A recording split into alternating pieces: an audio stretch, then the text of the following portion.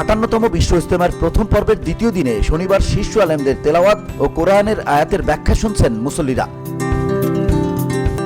শুক্রবার ধর্মীয় ভাবগাম্ভীর্যের মধ্য দিয়ে ইজতেমা শুরুর পর থেকে 3 জন মুসল্লির মৃত্যু হয়েছে।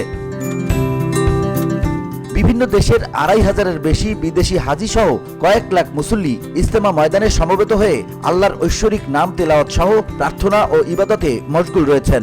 শুক্রবার ফজরের নামাজের পর মাওলানা জিয়াউল হকের আম্বয়ানের মধ্য দিয়ে বিশ্ব ইজতেমার প্রথম পর্ব শুরু হয়।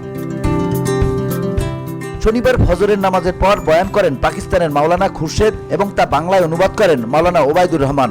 এছাড়া বয়ান করবেন যথাক্রমে মাওলানা ইব্রাহিম দৌলা ও মাওলানা আকবর শরীফ। এখনো দেশের বিভিন্ন স্থান থেকে মুসল্লিরা বাস, ট্রাক, নৌকা ও পায়ে হেঁটে তুরাগ নদীর তীরে ইজতেমা ময়দানে আসছেন। রোববার আখিরি মোনাজাতের মধ্য দিয়ে শেষ হবে ইজতেমার প্রথম পর্ব।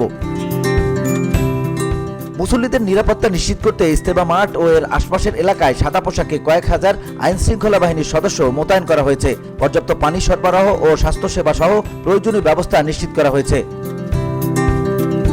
1967 সাল থেকে তাবলিগ জামাত এই ইজতেমার আয়োজন করে আসছে। 2011 সালে বিপুল সংখ্যক লোকের সমাগমের জন্য ইজতেমাকে 2 পর্বে ভাগ করা হয়েছিল।